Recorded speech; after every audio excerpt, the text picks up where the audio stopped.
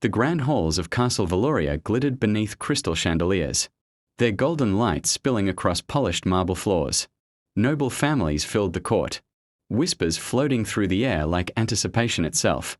It was the beginning of Princess Dora's courtship. 7 days for 4 princes to win her heart. Dora stood beside her father's throne, her posture elegant but her eyes distant. She did not want this. She never had. One by one, the princes arrived. Prince Elixir entered first, smiling too widely, bowing too deeply. "Princess Dora," he announced proudly, "I have written 1,000 poems about your eyes. May I read one?" Before she could answer, he began a dramatic joke about towers and height expectations. Silence followed. Dora blinked. No. Prince William offered gardens and roses. Prince Edward offered verses and laughter. They all tried. They all performed. Then came Prince Alexander of Northwind. No grand speech. No gifts. No attempt to charm. He bowed respectfully to King Jordan. "Your Majesty." And that was all. Dora watched him carefully. Why wasn't he trying? Why didn't he look at her like the others did, like she was a prize to be won? That night in the gardens, the princes competed for her attention. Compliments floated around her like heavy perfume. Yet her eyes kept drifting toward Alexander, who stood apart beneath a tree, reading quietly. She approached him. "You do not wish to participate." He closed his book calmly. "I am here to honor my parents' wishes. I will fulfill my duty, but I cannot pretend feelings I do not have." His honesty startled her. 3 princes desired her. 1 did not. And somehow, he was the only one who mattered. Days passed. At the royal ball, princes lined up for dances. Offers poured in. She accepted none. Instead, she crossed the room toward him. "You did not ask me to dance." "You had enough offers," he replied. "I did not want their offers." She stepped closer. "Ask me." He hesitated, then said softly, "Will you dance with me?" "Dora." Her breath caught. No one used her name. They danced, and for the first time, she felt seen, not as a crown, not as power, but as a self. That was when jealousy took root.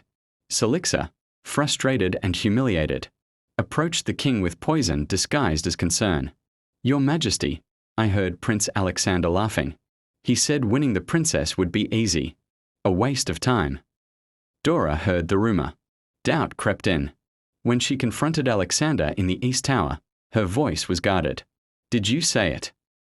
His expression hardened. "No." She said nothing, and her silence wounded him more deeply than accusation. "I will not defend myself with words," he said coldly. "Time will show the truth." For 3 days, they did not speak. The distance was unbearable. Under the winter sky, Dora realized the truth. She was not angry. She was afraid. Afraid because he wanted nothing from her. Afraid because what she felt was real. She found him at last beneath the balcony. "You always run from me," she said. "I give you peace." "Maybe I don't want peace." He turned. "You doubted me." "I was scared." She cried. "Everyone wants my crown. And then you came, wanting nothing. Do you know how terrifying that is?" He said nothing. Tears filled her eyes. "I love you." The words echoed in the cold night air. "I love your silence. I love that you call me Dora. I love that you see me, not my throne. When you looked at me, I knew it wasn't ambition. It was real." His walls cracked. "I have spent my life trusting no one," he said quietly. "Then I met a girl who talks to the stars, and I fell in love with her without permission." "You love me." "I tried not to." A small smile. "I failed." She laughed through tears. "You made me cry." "You ignored me." We hurt each other. He extended his hand. No more walls.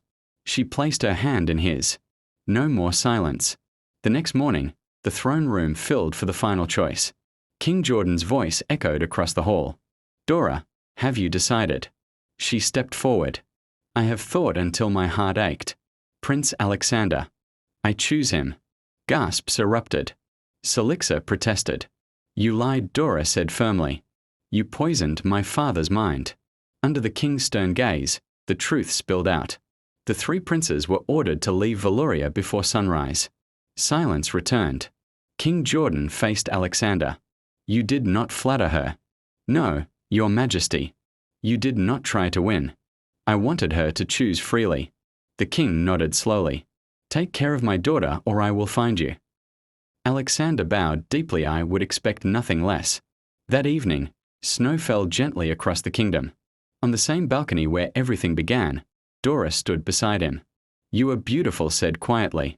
You are late to say that. Then I shall say it every day. For the rest of my life. She leaned into him. For the first time in her life, Princess Dora did not feel like a crown to be worn. She felt loved. And that made all the difference. If this story shocked you, hit like, subscribe, and turn on notifications so you never miss the next one. Drop your thoughts in the comments and don't forget to share this with someone who loves intense thrillers.